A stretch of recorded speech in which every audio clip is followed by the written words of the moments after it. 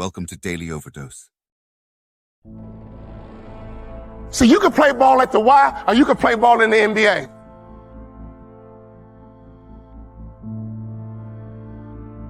You told me you're going to graduate college in 4 years and you did it. But you told me you're going to play in the NBA. I want to ask this question, son. Do you believe you're good enough to play in the NBA? My bottom lip started to twitch. My whole face started to spasm up. But Dad, I never started in college, but Dad, I got score on my foot, but we're in the coronavirus. I don't like Zoom. I don't like going over the computer. I like to meet face to face. Be committed to the goal, not the journey. Be committed to the result. Adversity will increase your value if you let it. Son, do you believe you're good enough to play in the NBA? And I thought about it. Well, if I didn't get hurt, I thought about it. Yes, Dad, I do.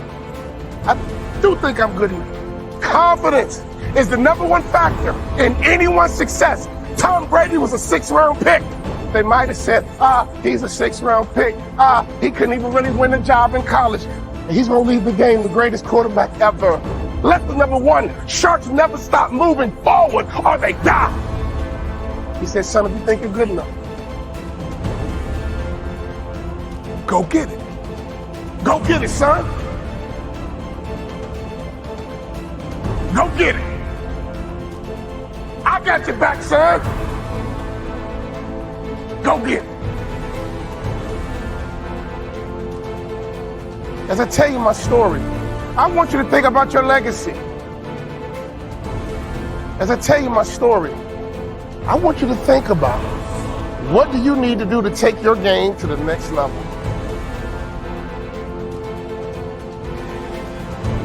Yes, I played in the NBA.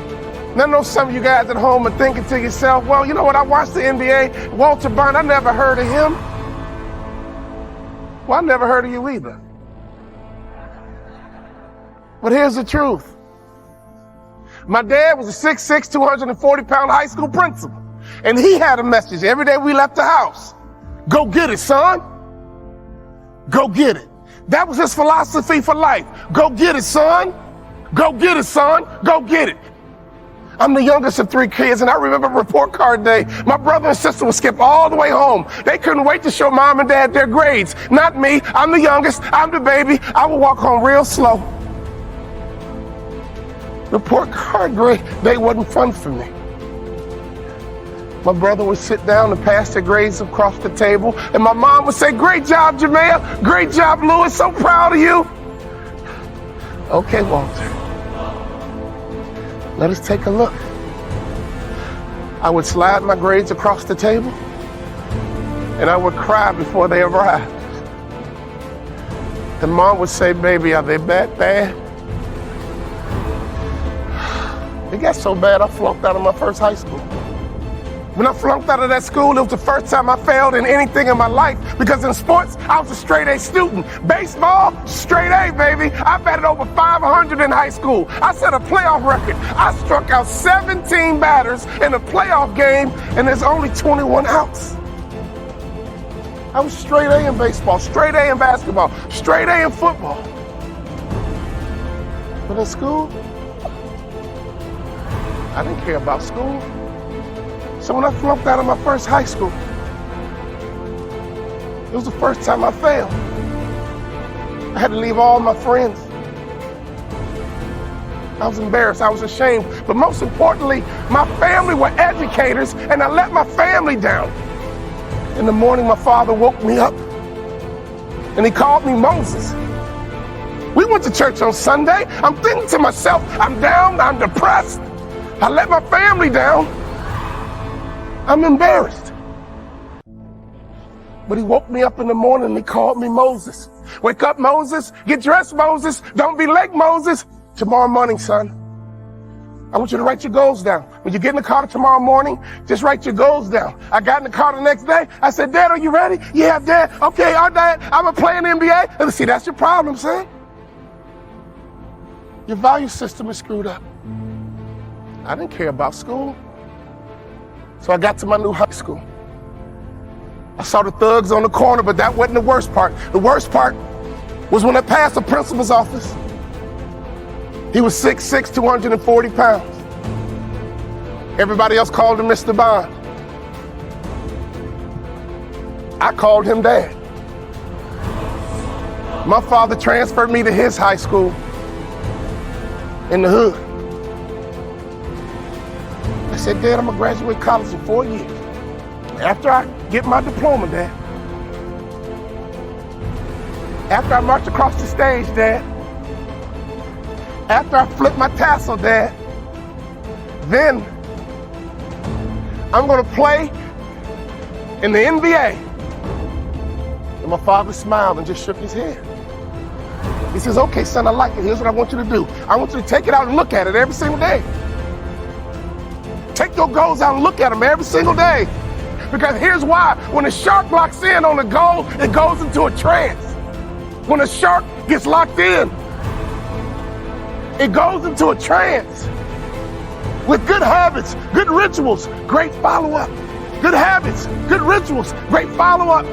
I looked at those goals every single morning and I went into a trance. If you want to be a pro, a real pro, you better get some habits and rituals, and you better do them all day, every day. Habits and rituals will make you a pro. We played the #1 team in the country. They had the #1 player in the country, and we beat them. And I outplayed the #1 player in the country. I got to school the next day. The school was going crazy. Great game, Walt, man. You was on fire. You put us on your back. Thank you. Thank you. I'm fighting through the crowd trying to go to the counselor's office.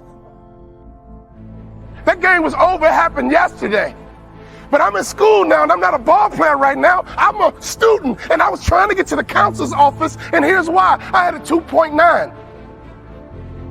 And even though we beat the #1 team in the country, I outplayed the #1 player in the country, and all I cared about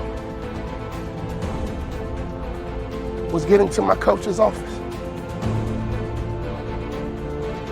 I got into the counselor's office, and she says, great game yesterday. Thank you. But can I ask you a question? I got a 2.9. What do I need to do to get a 3.0? She says, Walter, I was afraid you were going to ask me that. I mean, you're doing great now, but you were in such a hole. The 2.9 is the best that you can do. For the first time in my life, I was pissed off about school. For the first time in my life, I was pissed off about education. I'm not satisfied with being average. For the first time in my life, I cared about school. And my dad is right. But my value system was screwed up. And this thing produces. This family produces. I never started in college. In my senior year, I broke my foot twice. And I got offered a job to become a hospital administrator. But district managers, I got a phone call from my high school principal. What my daddy called him. It was my high school principal. You had a tough year. What's next? He said, can I ask you a question? You told me you're going to graduate college in 4 years, and you did it. But you told me you're going to play in the NBA. And you told me you're going to make more money in business than you did in sport. I want to ask this question, son. Do you believe you're good enough to play in the NBA? My bottom lip started to twitch. My whole face started to spasm up. If you find any person who's doing great things, you already know they've overcome their adversity. So I want to challenge you right now. Whatever adversity is coming at you right now in your personal life, private life, in your family, your kids, you better handle your adversity, because the outcome and the result is going to be dependent on how you respond. When adversity comes to you, you better respond the right way, because it's designed not to defeat you. It's designed not to destroy you. It was designed to increase your value. You have to take the lead, not always following, but leading the pack, leading in the right direction, doing the things that will take you to the levels that you need to go and beyond them. But you can't hold back anymore. Ladies and gentlemen, you got the job, but that's not enough. Don't relax. Don't settle. You got to get bigger, stronger, and faster. You got to get better. You got to make sure that your work ethic, getting that job is just the beginning. That's not the end. You want to live your dreams. You are beginning a legacy.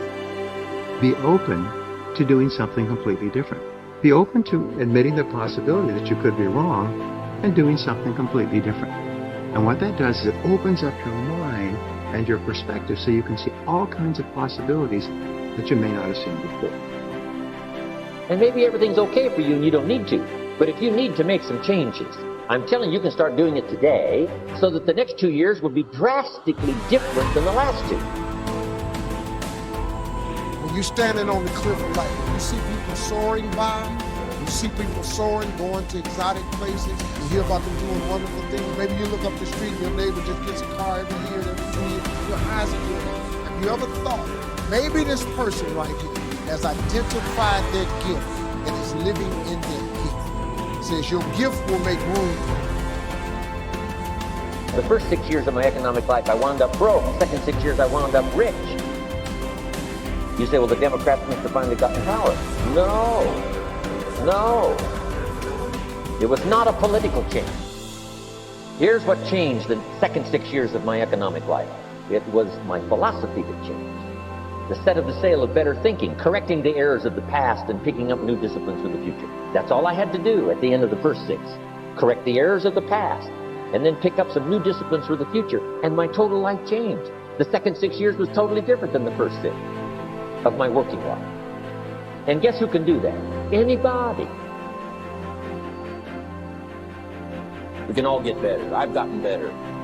First talk I gave, I stood up, my mind sat back down. But here's the secret to my success. I stood up and did it again. Stood up and I did it again. And I did it again and I did it again all those many years ago. I did it when I was scared, and I did it when I didn't want to, and I did it when I was ill. And I did it when it didn't work well, and I did it when they didn't appreciate it, and I didn't a lot of times when I didn't know much what I was doing. I just did it anyway.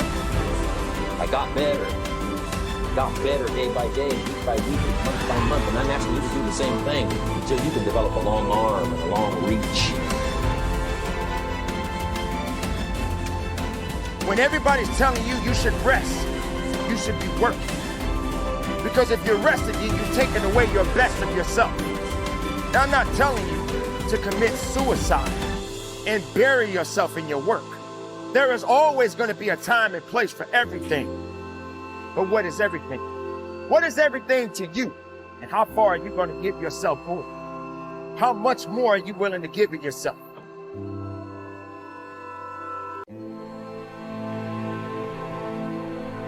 Fill your mind with brave dreams so there is no room for petty worries. An idle mind, it's not my idea, it's a very old proverb, but the idle mind is the devil's workshop. You see, if you don't know your mighty mission, if you don't have these brave ideals that you're waking up in the morning, yes, at 5 a.m. while the world is asleep, and living your days for, if you have not found the crusade that is larger than your life, then what tends to happen is you fill the space and hours of your days with trivial and superficial pursuits. You worry about what the neighbor thinks. You misunderstand the way someone looks at you. You make everything some kind of you become an injustice collector when most people aren't even saying anything or doing anything against you. But that's what happens when you have a mind, a heart, a spirit that doesn't know a cause that's larger than yourself. And that's why a sense of meaning, whether you are a lawn cutter, a pizza maker, a coder, a manager, a leader of a nation, you've got to fill your mind and your heart with noble pursuits that speak to the angels of your higher powers. And once you start doing that, and that doesn't just mean knowing your mighty mission, it also means, the people you follow on social media, the magazines, whether they're digital or terrestrial, that you read, the books you read, the people you associate with. If those people are full of inspiration and artistry, and they want to release their magic to the world, and they want to do good things, and their talk is robust and thoughtful, well, then that's going to lift you up. It's going to fill your whole internal ecosystem with positivity. But if you're around energy stealers and thought bandits and people who are playing victim and giving away their power to the economy or through all the disruption in the world or to their past, well, then you're going to be surrounded by powerless people who will then demean your primal glory so you too become powerless. And the key to productivity is simplicity. Don't try to do even 5 main projects, Taj Mahal worthy projects, or Sistine Chapel ceiling masterworks. Focus on one. Don't try to have 50 friends. Focus on a few good friends. Don't fill your days with so many activities. Fill them one key work activity when you're working. It's so easy to give away your genius to digital distractions, to be checking your messages. You could be in flow state.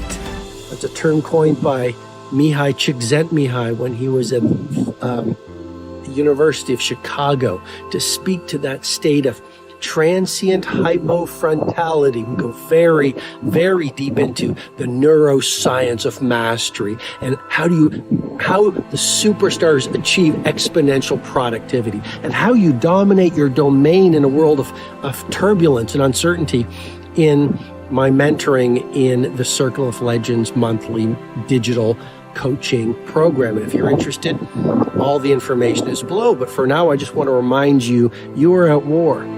A war against distraction, interruption, and digital diversion. A lot of people are losing the best days of their finest hours, or I should say the best days of their lives.